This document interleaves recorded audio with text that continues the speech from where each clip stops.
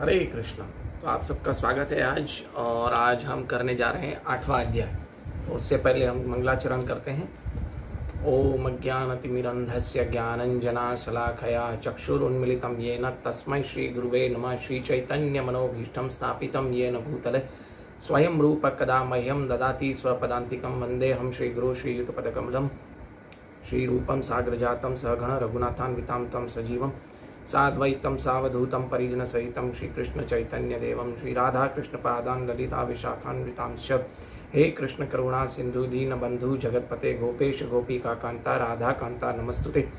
तप्त कांचन गौरंगे राधे वृंदावनेश्वरी वृषभानो सुते देवी प्रणमामि हरिप्रिय।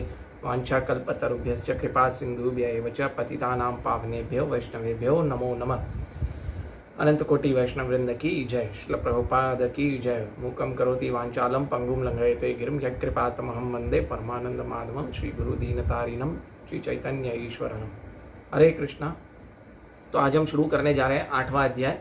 और 8वें अध्याय का नाम है भगवत प्राप्ति। तो 8वें अध्याय का पहले अर्जुन कुछ क्वेश्चंस पूछता है, क्योंकि भगवान ने अर्जुन के मन में कुछ क्वेश्चंस उठते हैं, क्योंकि भगवान ने 7वें अध्याय के 30वें श्लोक में कुछ शब्दों का प्रयोग किया। तो उस शब्दों का मतलब समझने के लिए और उन शब्दों को उनको भगवान के पूछने के लिए कि भाई ये क्या है, उनको डिटेल में जानने के लिए अर्जुन प्रश्न पूछ रहा है। तो पहले हम 7वें अध्याय का 30वें श्लोक में जो है ना प्रश्न है, जो शब्द भगवान ने यूज़ किए हैं उसको हम देखते हैं। क्या भगवान ने शब्द यूज़ किए हैं? साधि भूताम आदि देवम और साधि यज्ञम च विदुः प्रयाण काले अपि चमाम विदुर युक्त चेतस। यानी साधि भूता और आदि देवम और साधि यज्ञम, ये शब्द सुन के अर्जुन को कुछ समझ में नहीं आ रहा था। हालांकि अर्जुन को समझ में आ रहा था, लेकिन अर्जुन उसको डिटेल में जानना चाह रहा था। अर्जुन को तो एक्चुअली सब पता है, लेकिन वो हमारे लिए ये सब डिटेल में जानना चाह रहा था। और दूसरा ये है कि अर्जुन को अगर आप देखें तो Arjun is a very very wise student. एक शिष्य है, ऐसे शिष्य का अगर ऐसा होना चाहिए कि जो व्यक्ति टीचर से सुनता है और कुछ नई टर्म बताए तो हम क्या करता है, वो जो स्टूडेंट है वो टीचर से पूछता है कि ये क्या है, इसको आप ज़रा डिटेल में बताएं। इसी तरह अर्जुन है। अर्जुन से एक्चुअली हमें सीखना चाहिए कि हाउ एक शिष्य को, एक स्टूडेंट को कैसा होना चाहिए, कैसे उसको हर चीज़ बराबर ढंग से सुननी चाहिए और उसको फिर कैसे बताना चाहिए लोगों को, और उसको कैसे एलाबरेट करके पूछना चाहिए। ठीक है। तो अर्जुन का सबसे पहला प्रश्न है 8वें अध्याय में। 8वें अध्याय का नाम है भगवत प्राप्ति। अर्जुन उवाच किम तद ब्रह्म किमध्यात्मम किम कर्म पुरुषोत्तम अधिभूतम च प्रोक्तम अधिदेवम किमुच्यते। देखिए यहाँ पे 2 शब्द आ गए। यहाँ पे एक्चुअली पहले 2 श्लोक में अर्जुन 8 क्वेश्चन पूछेगा।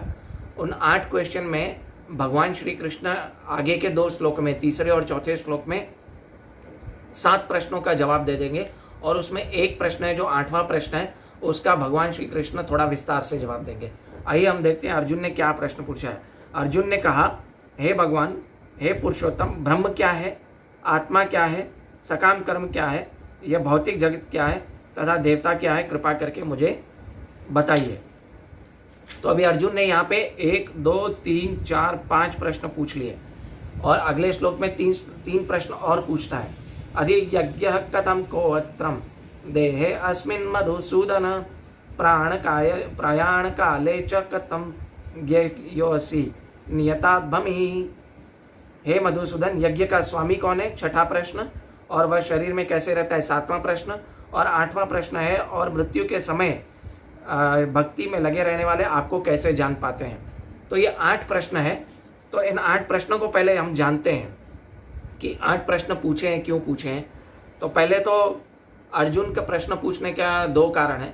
पहला कारण है अर्जुन का कि वो 7वें चैप्टर के आखिरी श्लोक में भगवान ने जो भी शब्द यूज़ किए हैं और जो भी टर्म्स यूज़ किए हैं उसको जानने के लिए।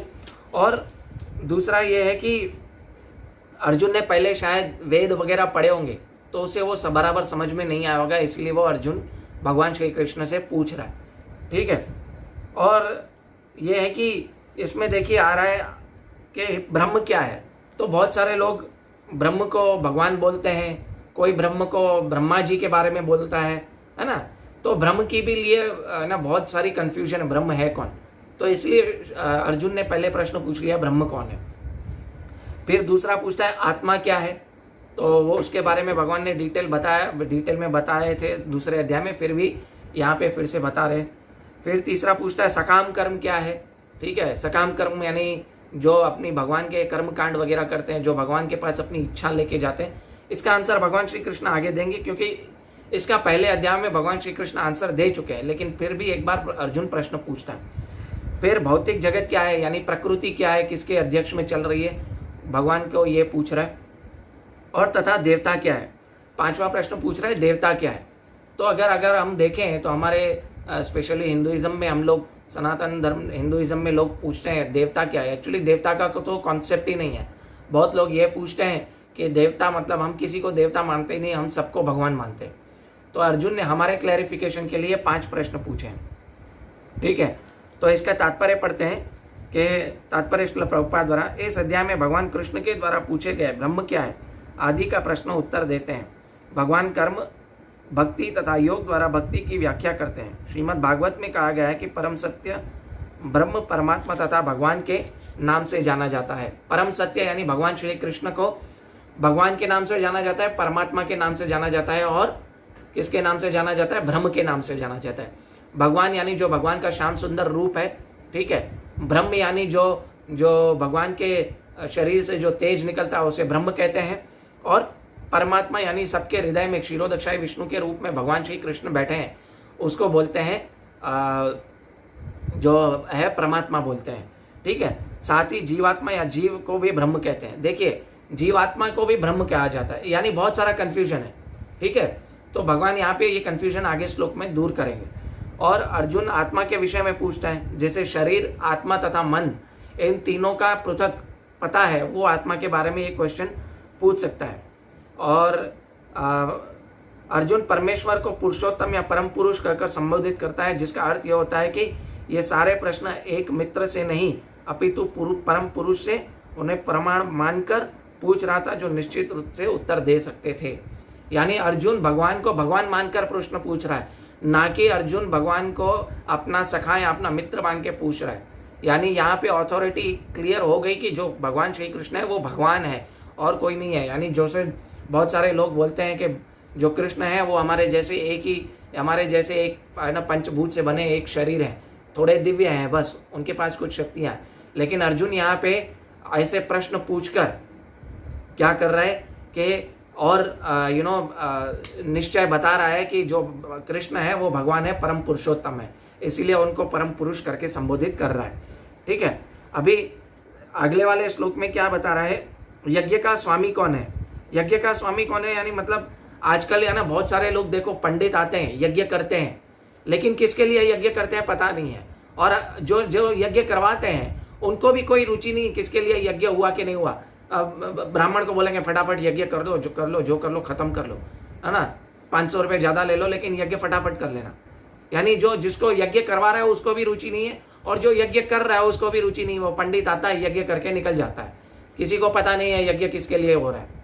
ठीक है, और वो शरीर में कैसे रहता है, शरीर में कैसे रहता है, मतलब यहाँ पे परमात्मा की बात हो रही है, परमात्मा की बात हो रही है। यानी ये जो यज्ञ का स्वामी है, जो शरीर में रहता कैसे है, यानी हमने बताया क्षीरोदक्षाई विष्णु के रूप में भगवान हमारे हृदय में रहते हैं। हृदय में 2 आत्मा है, एक आत्मा है हम हैं, और दूसरा है जो परमात्मा, वो भगवान श्री कृष्ण है, परमात्मा के रूप में रहते हैं। और आखिरी क्वेश्चन क्या पूछ रहा है कि मृत्यु के समय हम आपको कैसे याद करें। ठीक है, तो इसमें देखा जाए तो पहले जो 7 प्रश्न हैं उनके बारे में पहले चर्चा हो चुकी है देखा जाए तो, परंतु ये जो 7 प्रश्न है इसका भगवान श्री कृष्ण अगले 2 श्लोक में जवाब दे देंगे। लेकिन जो 8वां प्रश्न है, 8वां प्रश्न क्या है कि हम मृत्यु के समय भगवान को कैसे याद रखें। ये बहुत इंपॉर्टेंट प्रश्न है। क्योंकि हमारा जो इस अध्याय का नाम क्या है, भगवत प्राप्ति। तो मृत्यु के समय अगर हम भगवान को याद रखेंगे तो ही हमें भगवत की प्राप्ति होगी, वरना हमें अलग अलग योनियां प्राप्त होंगी। आगे भगवान बताएंगे इसके बारे में। ठीक है, तो ये सबसे मोस्ट इंपॉर्टेंट प्रश्न है। देखिए, अर्जुन के प्रश्न है जो कोई साधारण प्रश्न नहीं है, और ना ही अर्जुन एक साधारण स्टूडेंट है। तो हमें यह समझना चाहिए कि हमारा अपना जो समय है बाकी सब वस्तुएं करने में वेस्ट नहीं करना चाहिए, ठीक है। हमें हमारा समय भगवान की भक्ति में करना चाहिए, इससे हमें अंत समय में भगवान याद आएंगे तो हमें भगवत की प्राप्ति होगी। इस अध्याय का नाम इसीलिए भगवत प्राप्ति है। अभी है ना, इस अध्याय का नाम इसी प्रश्न का उत्तर है कि भगवान भगवत प्राप्ति है, ठीक है। अभी हम पहले 7 प्रश्न का उत्तर जब भगवान एक एक करके एक एक लाइन में देते हैं तो उसके बारे में सुनते हैं भगवान क्या कह रहे हैं। श्री भगवान उवाच अक्षरम ब्रह्म परम स्वभावो अध्यात्म उच्यते भूत भावो उद्भव करो विसर्ग कर्म संज्ञति संगितः। भगवान ने कहा अविनाशी और दिव्य ब्रह्म कहलाता है और उसका नित्य स्वभाव आत्मा या आत्मा कहलाता है और जीवों के भौतिक शरीर में संबंधित गतिविधि कर्म या सकाम कर्म कहलाता है। एक लाइन में 3 लाइन में भगवान तीनों प्रश्नों का उत्तर दे दिया।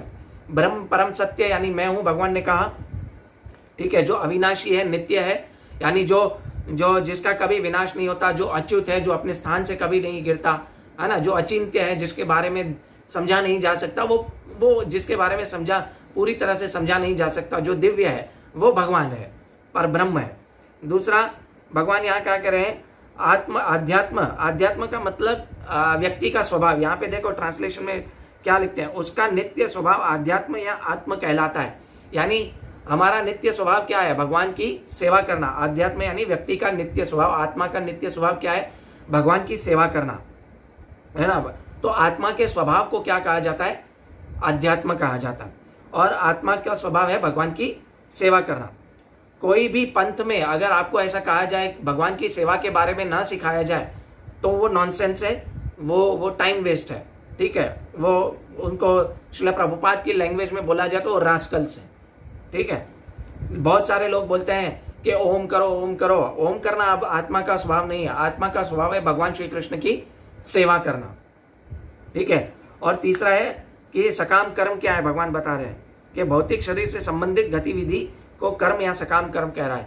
यानी जो आपकी भौतिक इच्छाएं और भौतिक शरीर से जो भी संबंधित कार्य हैं उसे सकाम कर्म कहा जाता है, ना कि आध्यात्मिक इच्छा। आध्यात्मिक इच्छाओं और आध्यात्मिक कार्यों को करने को अकर्म कहा जाता है, ठीक है, जो हमने चौथे अध्याय में देख लिया है।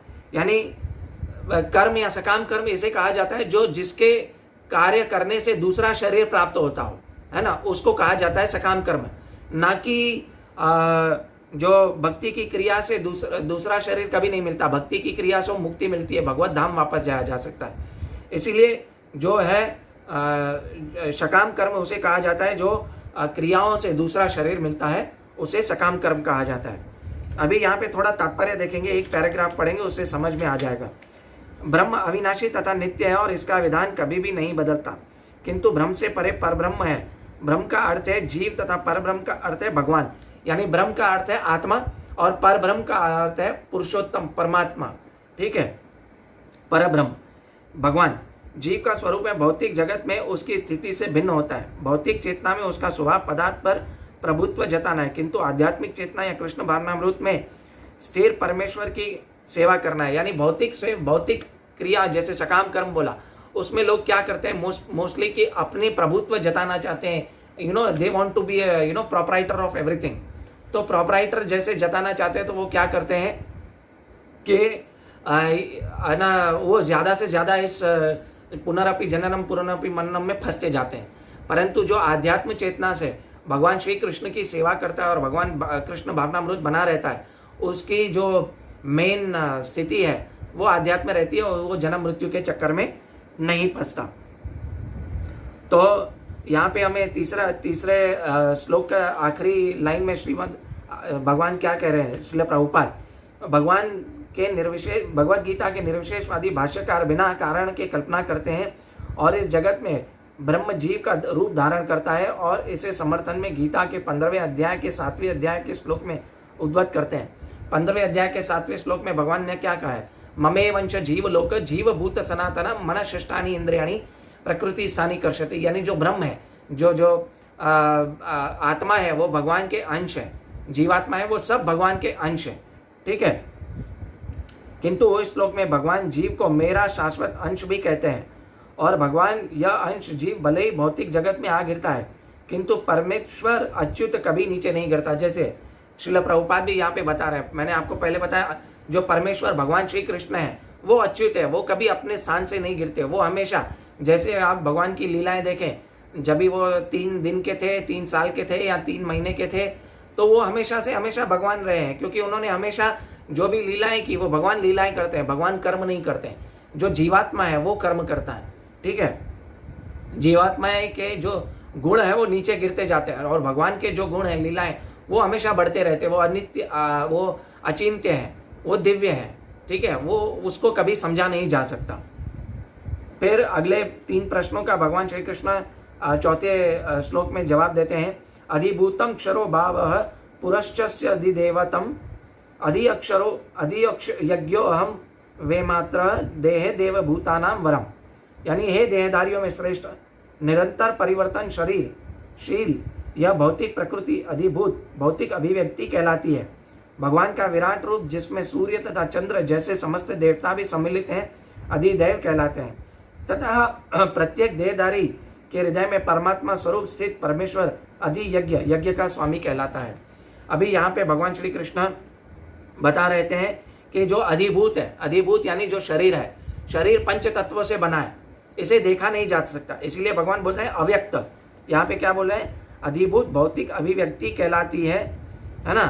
तो वो उनको देखा नहीं जाता, लेकिन फिर भी वो, इसीलिए उनको भूत कहा जाता है। भूत किसको कहा जाता है? जिसको देखा नहीं जाए, यानी जो पंच तत्व है, मन बुद्धि अहंकार, ये 3, और बाकी पंच तत्व जो वायु अग्नि है ना, भूमि आकाश, ये जो जल, ये जो है, ये पंच तत्व देखे नहीं जाते हमारे शरीर के अंदर, परंतु मौजूद है, इसीलिए उनको भूत कहा जाता है। इसीलिए शरीर को क्या कहा जाता है? दूसरे शब्दों में अधिभूत कहा जाता है, ठीक है। तो शरीर को अधिभूत कहा जाता है। फिर आगे भगवान कह रहे हैं, शरीर का दूसरा एक क्षर शब्द आता है। क्षर मतलब जो मिट्टी में मिल जाता है, जिसका विनाश हो जाता है, उसको कहा जाता है क्षर। जो विनाशी है उसे क्षर कहा जाता है, ठीक है। अब फिर आगे भगवान बताते हैं देवता कौन है। देवता भी जैसे सूर्य चंद्र वगैरह बताया भगवान ने, वो सब देवता है। देवता भी 2 प्रकार के होते हैं। कौन से? जैसे एक ब्रह्मा शिव है, जिनकी जो प्रधान देवता है, जो बाकी दूसरे देवता है, सूर्य है, जो इंद्र है, चंद्र है, ये सब जो है देवता है, वो एडमिनिस्ट्रेशन है, यानी प्रशासक देवता है। वो ब्रह्मा जी के 1 दिन में मरते हैं, और ब्रह्मा जी के 1 दिन में उनके वो जीते मरते हैं, ठीक है। तो ब्रह्मा का 1 दिन कैसा होता है?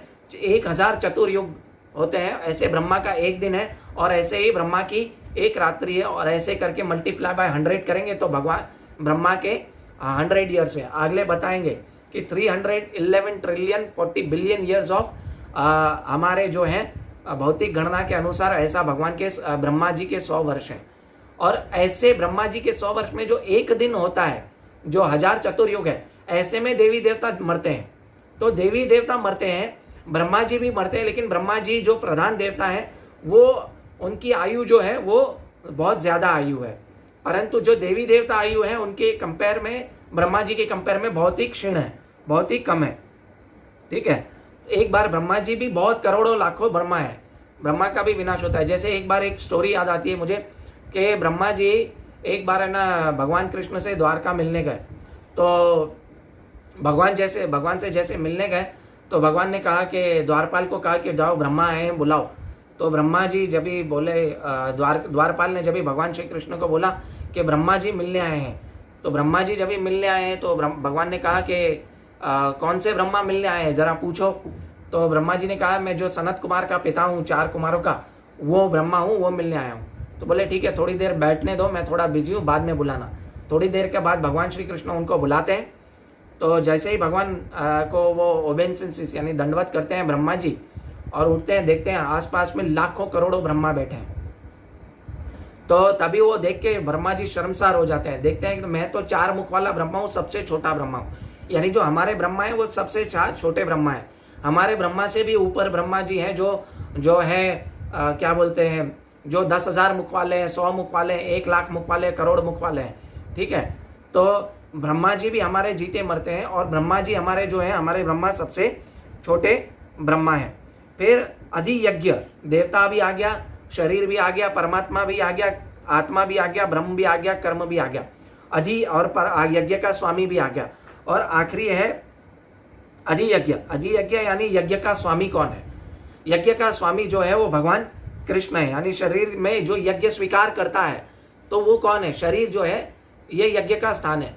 तो शरीर में जो यज्ञ स्वीकार करता है, वो शरीर में यज्ञ स्वीकार करने वाला जो है वो परमात्मा है। तो अगर आप बाहर यज्ञ कर रहे हैं अग्निकुंड में, तो घी होता है, मंत्रोच्चारण होता है, अग्नि होती है ना, ब्राह्मण भी होता है, सब कुछ होता है। लेकिन शरीर के अंदर यज्ञ परमात्मा स्वीकार करते हैं तो उसके अंदर घी क्या है? हर क्रिया पहले तो यज्ञ जो किया जाता है परमात्मा की संतुष्टि के लिए किया जाता है। तो भक्ति का मतलब यज्ञ, ठीक है, क्योंकि भगवान के लिए भक्ति की जाती है। दूसरा है यज्ञ कुंड जो है ये शरीर है, ठीक है। तीसरा देखा जाए अग्नि क्या है? अग्नि भी जो है वो भक्ति है, ठीक है। और परमात्मा क्या है? क्योंकि वो परमात्मा को अर्पण करे जा रहे हैं। घी जो है वो हरे कृष्ण महामंत्र है। घी जो है एक्चुअली इच्छा है, इच्छाओं की आहुति देते हैं। और हरे कृष्ण महामंत्र जो है वो असली यज्ञ है। यज्ञ का जो मंत्र है वो हरे कृष्ण महामंत्र है, ठीक है। तो अगर शरीर का यज्ञ करना है तो ये यज्ञ है। अभी 8वें अध्याय का जो 5वां श्लोक है, ये अभी 8वां प्रश्न है। इसको भगवान श्री कृष्ण थोड़ा विस्तार से समझाते हैं। कैसे समझाते हैं देखते हैं, ठीक है। अंतकाले च मामेव स्मरण मुक्त्वा कलेवरम यह प्रयाति समद्भावम याति नस्त्रय संशय। और जीवन के अंत में जो केवल मेरा स्मरण करते हुए इस शरीर का त्याग करता है, वह तुरंत मेरे स्वभाव को प्राप्त करता है, इसमें रंच मात्र भी संदेह नहीं है। अभी यहाँ पे बहुत सारे लोग प्रश्न उठाते हैं कि जीवन में अंत में भगवान को है ना हम लोग याद कर देंगे, क्या है इसमें, कौन सी बड़ी मुश्किल है। लेकिन इतना सरल नहीं है। भगवान के भाव को प्राप्त करना मतलब भगवान जैसा नहीं हो जाना, यानी भगवान जैसे स्वभाव को प्राप्त करना। भगवान बोले ना मेरे भाव को प्राप्त करता है, मेरे स्वभाव को प्राप्त करता है। परंतु अंतकाल में भगवान श्री कृष्ण उसको कैसे याद करें? जो अति शुद्ध है, यानी जो भगवान अति शुद्ध है, और अति शुद्ध को याद करेंगे तो हमारी चेतना भी होगी, वो अति शुद्ध हो जाएगी, ठीक है। हम निस्वार्थ और आसक्ति बिना से निरासक्त होकर भगवान को याद करेंगे। और इस श्लोक में जो है क्या है? संशय है ना, स्मरणम अंतकाले च मामेव स्मरण मुक्त्वा कलेवरम। स्मरण जो शब्द है वो सबसे ज्यादा इंपॉर्टेंट है। स्मरण किसी को ऐसे ही नहीं किया जा सकता। स्मरण किया जा सकता है प्रेम के वश में आके स्मरण किया जा सकता है। जैसे कि एक माँ है किसी बच्चे को है ना प्रेम के वश याद करती है ना, हमेशा प्रेम करती है बच्चे से, और प्रेम के वश भगवान बच्चे को याद करती है। और एक कवि किसी बच्चे को याद करेगा तो कैसे याद करेगा? सिर्फ कविता लिखेगा तो बच्चे को याद करेगा। और दूसरा, भगवान का नाम कैसे लिया जाए? भगवान का नाम शिक्षाष्टकम में श्री चैतन्य महाप्रभु बताते हैं कि तृणादपि सुनिचैन तरोरपि सहिष्णुना अमानी न मान देना कीर्तनीय सदा हरि। यानी भगवान का नाम तृणादपि सुनिचैन, एक घास के तिनके से भी छोटे होकर है ना, उससे ऐसे भगवान का नाम लेना चाहिए। तरोरपि सहिष्णुना, वृक्ष की तरह सहिष्णु होना चाहिए। देखिए वृक्ष होता है किसी भी सीजन में, देखिए किसी भी ऋतु में देखिए क्या करता है, हमें फल फूल देता है, छाया देता है, हमें हर जगह से बचाता है। तो तरोरपि सहिष्णुना अमानी न मान देना कीर्तनीय सदा हरि। हमें मान का ना नहीं रखना चाहिए, हमें मान देना चाहिए, मान का है ना हमें एक्सेप्टेंस नहीं करना चाहिए। तो अमानी न मान देना कीर्तनीय सदा हरि, इस भाव से भगवान श्री कृष्ण का कीर्तन करना चाहिए। और अंतकाल में भगवान को कैसे याद करें, यह सबसे बड़ा क्वेश्चन है। तो जैसे देखिए अगर स्कूल में अगर आपका सरप्राइज टेस्ट लिया जाए तो क्या होता है कि वही बंदा, वही जो स्टूडेंट है वही पास होगा जिसने पूरा साल मेहनत की है। और उसका 6 महीने में टर्म्स के बीच में अगर सरप्राइज टेस्ट लिया जाए, या जो ट्यूशन में जाते हैं, क्लासेस में जाते हैं, उनका सरप्राइज टेस्ट लिया जाए, जो तैयारी करता है वही पास होगा, जो तैयारी नहीं करता वो पास नहीं होगा। तो ऐसे ही अंतकाल में भगवान को याद नहीं किया जा सकता। अंतकाल में मरते समय हजारों लाखों बिच्छू जो है वो काटने का जैसे पीड़ा होती है, कफ भर जाता है ना, मुंह से शब्द नहीं निकलेंगे। तो अंतकाल में ऐसे ही भगवान को याद नहीं किया जाता। और भगवान कहते हैं कि मेरा जो भक्त है वो अगर उसने मेरी भक्ति की है, शुद्ध भाव से भक्ति की है, तो वो क्या है कि उसको वो अगर मुझे याद नहीं कर सकता है तो मैं उसे याद करवाऊंगा मेरा। इसीलिए भगवान श्री कृष्ण बहुत दयालु हैं, है ना। देखिए कितने दयालु हैं। वो अर्जुन के सारथी बनने के लिए रेडी हो गए, परंतु हम एक्चुअली भगवान को याद नहीं कर सकते। स्मरण तो जो किया जाता है वो प्रेमवश होके किया जाता है। स्मरण कभी भी ऐसे ही नहीं किया जा सकता, ठीक है। इमेजिनेशन अलग चीज है कि मैं भगवान को याद कर रहा हूँ, दैट इज इमेजिनेशन। परंतु स्मरण जो किया जाता है, सततम कीर्तन इमाम, जो भगवान श्री कृष्ण का सतत कीर्तन करता है वो ही भगवान का स्मरण कर सकता है प्रेमवश, क्योंकि उसके लिए जो अनर्थ निवृत्ति होती है, बाद में रुचि जागेगी, निष्ठा जागेगी, फिर आसक्ति, बाद में भाव, एंड में प्रेम। यानी स्मरण के पीछे एक्चुअली एक है ना ये छुपा हुआ है प्रेमवश। प्रेम तक पहुंचना है, पहले श्रद्धा, फिर साधु संग, फिर भजन क्रिया, फिर अनर्थ निवृत्ति, फिर निष्ठा, फिर रुचि, फिर भाव, फिर आसक्ति, फिर प्रेम। प्रेम के स्टेज तक पहुंचेंगे तभी जाके हम भगवान का अंतकाल में स्मरण कर पाएंगे, ठीक है। ऐसे ही नहीं इसमें स्मरण कर पाएंगे, ठीक है। फिर अभी इसमें भगवान श्रील प्रभुपाद क्या बताते हैं तात्पर्य में। इस श्लोक में कृष्ण भावनामृत की महत्ता दर्शाती गई है। जो कभी भी कृष्ण भावनामृत अपने शरीर छोड़ता है तो तुरंत परमेश्वर के दिव्य स्वभाव को, मदभाव को प्राप्त करता है। परमेश्वर शुद्धा अति शुद्ध है, अतः जो व्यक्ति कृष्ण भावनामृत होता है वो भी शुद्धाति शुद्ध हो जाता है। देखिए यहाँ पे भी श्रील प्रभुपाद बता रहे हैं, परमेश्वर जो भगवान श्री कृष्ण है वो अति शुद्ध है, और उनका जो भजन करता है वो भी अति शुद्ध हो जाता है धीरे धीरे, क्योंकि उसकी अनर्थ निवृत्ति होने के बाद जो है वो रुचि बढ़ेगी, निष्ठा बढ़ेगी भगवान में, वो भगवान के बारे में ज्यादा जानने की कोशिश करेगा, फिर भगवान के प्रति आसक्ति होगी, फिर भगवान के प्रति भाव पैदा होगा, और बाद में भगवान के प्रति प्रेम पैदा होगा।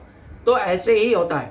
अगर हम डायरेक्ट प्रेम के स्टेज पे नहीं पहुंच सकते, उसके लिए हमें शुरू से सब स्टेज 1 बाय 1 आएंगे, ठीक है। अतः मनुष्य को चाहिए कि प्रारंभ से कृष्ण भावनामृत का अभ्यास करे। देखिए मैंने स्कूल का एग्जाम्पल दिया, स्कूल में सरप्राइज टेस्ट होगा तो क्या होगा कि जो स्टूडेंट ने पूरी तैयारी की है साल में, वो ही सरप्राइज टेस्ट में पास होगा, वही एग्जाम में पास होगा, अदरवाइज नहीं पास होगा। ऐसे ही मृत्यु जो है वो सरप्राइज टेस्ट है। मृत्यु की तलवार हमारे सर पे लटक रही है, ठीक है। भगवान चैतन्य ने उपदेश दिया कि वृक्ष के समान सहिष्णु होना चाहिए, तरोरपि सहिष्णुना। मैं चैतन्य चरितामृत श्री शिक्षाष्टकम का ये श्लोक है 3, त्रिणादपि सुनिचैन तरोरपि सहिष्णुना। अनेक व्यवधानों का सामना करना पड़ सकता है तो भी इस महामंत्र का जप करते रहना चाहिए, जिससे जीवन के अंत के समय में कृष्ण भावनामृत पूरा लाभ आ सके। देखिए पूरे जीवन में हमें इसका अभ्यास करना चाहिए। तो भगवान अभी आगे बताते हैं जो मेरा स्मरण नहीं करता है उसका क्या गति है। तो यम्यम व्यापी स्मरण भावम त्यजतन्ते कलेवरम तम तमेवेति कौन्तेय सदा तद्भाव भाविता। यानी हे कुंती पुत्र, शरीर त्यागते समय मनुष्य जिस भाव का स्मरण करता है वह उस भाव से रूप से निश्चित रूप को प्राप्त होता है। यानी देखिए जो व्यक्ति पूरी लाइफ है ना मदिरा पान किया, पूरी लाइफ उसने नॉनवेज खाया, पूरी लाइफ उसने धन के बारे में सोचा, तो उसका अगला जन्म क्या होगा? धन के बारे में सोचेगा, उसका अगला जन्म होगा सांप का। जो व्यक्ति पूरी लाइफ अपने परिवार के बारे में सोचता है, बच्चों के बारे में सोचता है, उसका अगला जन्म सुअर का होगा। जो मरते समय ये सोचता है कि है ना मैं एक बहुत अच्छा स्विमर था, तो उसका अगला जन्म क्या होगा? अगला जन्म होगा फिश का। और जो ऐसे जिसको पूरा दिन नग्न रहने का है, संभोग करने की इच्छा रहता है, तो एंड में यही सोचेगा कि मैं संभोग कैसे करूं, तो अगले जन्म में वो वृक्ष बन जाएगा, नग्न खड़ा रहेगा एक ही जगह पे, हिल भी नहीं पाएगा। तो ऐसे एक्चुअली अगला जन्म होता है। और बहुत सारे लोग बोलते हैं ऐसा क्यों, अगले जन्म में अगर भगवान को लास्ट मोमेंट पे अगर भगवान को याद नहीं हुआ तो भगवत प्राप्ति क्यों नहीं हो सकती? तो इसका सिंपल उदाहरण मैं दूंगा। एक मुझे तत्कालीन स्मरण हो रहा है कि अगर कोई व्यक्ति स्टूडियो में जाता है और उसको कहा जाए कि स्माइल फोटो खिंचाने के लिए, स्माइल, अगर वो स्माइल नहीं करता है और वो कुछ और करता है तो उसका क्या फोटो सही आएगा? नहीं, उसका फोटो बिगड़ जाएगा। तो उसका फोटो बिगड़ा तो वो फोटोग्राफर की गलती नहीं है, वो गलती किसकी है? वो गलती उस व्यक्ति की है जो फोटो खिंचवाने आया, क्योंकि उसने ऐसा ना पोज दिया ही नहीं ताकि उसका फोटो अच्छा है। तो सिमिलरली हमारे मृत्यु के वक्त जब भी जो अंतकाल में अगर हम भगवान का स्मरण नहीं करेंगे तो हम भगवान के स्वभाव को प्राप्त नहीं कर सकेंगे, हम भगवत धाम नहीं वापस जा पाएंगे, हम इस जन्म मृत्यु के चक्कर में फंसे रहेंगे। इसीलिए क्या होता है कि हमें अंत समय में जो हम स्मरण करेंगे वो ही हमें याद आएगा, वो ही अगली योनि हमारी वैसे प्राप्त होगी। यहाँ पर तात्पर्य में श्रील प्रभुपाद क्या लिखते हैं, देखिए कि यहाँ पर मृत्यु के समय अपना स्वभाव बदलने की विधि का वर्णन है।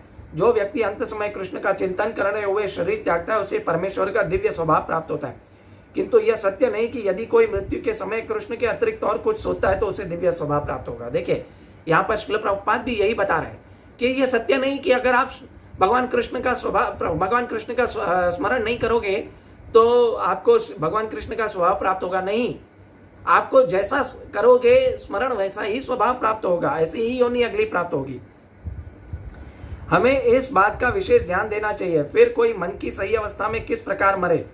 महापुरुष होते हुए भी महाराज भरत ने मृत्यु के समय एक हिरण का चिंतन किया, अतः अगले जीवन में इन्हें हिरण के शरीर उनका देहांतरण हुआ। यद्यपि हिरण के रूप में उन्हें सब विगत कर्मों की स्मृति थी, किंतु उन्हें पशु शरीर धारण करना ही पड़ा। देखिए महाराज भरत सब कुछ त्याग के क्या करने लगे कि वो भगवान का चिंतन करने लगे, भगवान का नाम का जाप करने लगे, सब करने लगे, लेकिन उनकी आसक्ति जो है हिरण से हो गई, एक हिरण के बच्चे से हो गई। तो जब भी मृत्यु के समय क्या हुआ, उनको हिरण याद आया, तो अगली योनि उनको हिरण की प्राप्त हुई। परंतु भगवान ने कृपा की कि हिरण की योनि में भी उनके विगत कर्मों की स्मृति याद दिलाई। तो जब भी वो हिरण की योनि छोड़ के फिर से मनुष्य की योनि मिली और उनको जड़ भरत के नाम से जाना गया। और उसके बाद जब भी उन्होंने जड़ भरत के रूप में अपना शरीर त्याग किया तो वो भगवान के स्वभाव को प्राप्त कर सके। अगर कोई इस जीवन में सतोगुणी होता है और निरंतर कृष्ण का चिंतन करता है तो संभावना है कि मृत्यु के समय कृष्ण का स्मरण बना रहे। इससे उसमें कृष्ण के दिव्य स्वभाव को प्राप्त करने की सहायता मिलेगी। यदि कोई दिव्य स्वरूप से कृष्ण की सेवा में लीन रहता है तो अगला शरीर दिव्य आध्यात्मिक ही होगा, भौतिक नहीं। अतः जीवन के अंत में अपने स्वभाव को सफलतापूर्वक बदलने के लिए हरे कृष्ण महामंत्र का जप करना सर्वश्रेष्ठ विधि है। यानी अगर अपने को एंड वक्त में मृत्यु के समय अगर भगवान का चिंतन करना है और भगवान श्री कृष्ण के बारे में हमें याद रखना है तो पूरा जीवन हमें प्रैक्टिस करनी पड़ेगी। अभी भगवान यहाँ पे क्या कह रहे हैं, तस्मात् सर्वेषु कालेषु माम अनुस्मरण युद्ध च मयि अर्पित मनोबुद्धिर मामे वश्यम संशयः। यानी भगवान यहाँ पे क्या कह रहे हैं कि अतएव हे अर्जुन, तुम सदैव कृष्ण के रूप में मेरा चिंतन करना चाहिए और साथ ही युद्ध करने के कर्तव्य को भी पूरा करना चाहिए। अपने कर्मों को मुझको अर्पित करते तथा मन एवं बुद्धि में स्थिर करके मुझे निश्चित रूप से मुझे प्राप्त करोगे। यहाँ पे भगवान घर छोड़ने की बात नहीं कर रहे हैं। देखिए भगवान ने क्या कहा है, बहुत सारे लोगों को बहुत गलत धारणा है कि भगवान श्री कृष्ण का पूजा करेंगे तो हमें घर, इस्कॉन में जाएंगे तो हमें घर छोड़ना पड़ेगा, हम घर परिवार को छोड़ के कहाँ जाना पड़ेगा, हम नहीं कर सकते ये। यहाँ पे भगवान क्या कह रहे हैं कि तुम मेरा स्मरण करते हुए युद्ध करो। यानी अपना कर्म करने के लिए भगवान नहीं कर रहे हैं, लेकिन वो कर्म जो है भगवान को अर्पित करो, कर्म के फल भी भगवान को अर्पित करो, अकर्म बनाओ कर्म को, ना कि विकर्म करो, है ना। क्योंकि जो पुण्य कर्म है पाप कर्म है दोनों ही विकर्म है। क्योंकि जो कृष्ण भावना भावित कर्म नहीं है वो सब पाप कर्म है। फिर चाहे आपने कितना भी दान तपस्या कर लियो, लेकिन जब तक वो कृष्ण भावना भावित कर्म नहीं है तो वो विकर्म ही कहलाएगा। ठीक है, ये भगवत गीता का सार दे रहा हूं आज मैं आपको। तो जो भी कार्य करें वो भगवान को अर्पित करके करें। भोजन करना है भगवान को अर्पित करके करो, सतोगुणी बिना लहसुन प्याज का भोजन बनाओ, भगवान को भोग लगाओ, खाओ, इसमें क्या मुश्किल है। श्रील प्रभुपाद ने इतना अच्छा विधि बता दी है भगवत गीता में से लेके समझाया, पत्रम पुष्पम फलम तोयम यो में भक्त्या प्रयच्छति। फिर भी हमें क्या डिफिकल्टी है, आप श्रील प्रभुपाद की एक बुक है व्हाट्स द डिफिकल्टी, वो पढ़ेंगे आपको भक्ति करना एकदम सरल लग जाएगा। तो हम एक्चुअली ये समझ नहीं पाते भक्ति क्या है। भक्ति एक्चुअली ध्यान योग, ज्ञान योग और कर्म योग से बिल्कुल सरल है। तो अब घर छोड़ने की बात नहीं कर रहे यहाँ पे इस श्लोक में भगवान श्री कृष्ण। ठीक है, अर्जुन को कह दिया कि उपदेश भौतिक कार्यों में व्यस्त रहने वाले समस्त व्यक्तियों के लिए बड़ा महत्वपूर्ण है। ये देखिए यहाँ पे श्रील प्रभुपाद भी वही बता रहे हैं। भगवान यह नहीं कहती कि कोई अपने कर्तव्य को त्याग दे। देखिए यानी बीवी बच्चे त्याग दो, भगवान नहीं बता रहे, उनको भी एक्चुअली आप कृष्ण भावनामृत में लगाओ। ये एक्चुअली पर दुखे दुखी ये है ना, आत्मा का दुख। हम एक्चुअली क्या कर रहे हैं, शरीर के दुख पे फोकस ज्यादा करते हैं, आत्मा के दुख को, आत्मा के पोषण के बारे में हम सोच ही नहीं रहे। ठीक है, हरे कृष्ण महामंत्र जो है, भगवान की जो भक्ति वो आत्मा को पोषण देती है। हम जो खाना खाते हैं वो तो सिर्फ शरीर को पोषण देता है है ना, हमारी जो भौतिक इच्छाएं वो सिर्फ शरीर को आना थोड़ी देर के लिए खुश करती हैं, परंतु आत्मा जो सच्चिदानंद स्वरूप है भगवान का, उसको पोषण देने के लिए भगवान की भक्ति करनी चाहिए, हरे कृष्ण महामंत्र का जप करना चाहिए और 4 नियमों का पालन करना चाहिए। मनुष्य उन्हें करते हुए साथ साथ हरे कृष्ण का जप करते हुए चिंतन कर सकता है। देखिए श्रील प्रभुपाद एग्जैक्टली यही बता रहे हैं। ये मुझे इसलिए याद है क्योंकि परपट पहले पढ़े हुए हैं, ठीक है। इससे मनुष्य भौतिक कल्मश से मुक्त हो जाएगा और अपने मन तथा बुद्धि को कृष्ण में प्रवृत्त करेगा। कृष्ण का नाम जप करने से मनुष्य परम धाम कृष्ण लोक को प्राप्त होगा, इसमें कोई संदेह नहीं है। इजी है, भक्ति is very easy, yet difficult but फिर भी इजी है। शुरू में तकलीफ होती है, कुछ भी वस्तु आप शुरू में करो तो बहुत तकलीफें होती हैं, परिवार वाले नहीं मानते, ये नहीं होता है। मेरे साथ भी हुआ, शुरू में मेरे परिवार वाले भी नहीं मान रहे थे, क्या है तू संत बन जाएगा, तू घर बार छोड़ के चला जाएगा, लेकिन ऐसा नहीं हुआ, ठीक है। तो इससे हमें भूलना नहीं चाहिए। भगवान श्री कृष्ण अब घर छोड़ने के लिए नहीं कह रहे हैं। कोई भी अगर आपको बोले कि आप है ना इस्कॉन वाले भगवान भगवत गीता आपको घर छोड़ने के लिए बोल रही है, तो ये आप श्लोक उनको कोट कर सकते हो, ठीक है।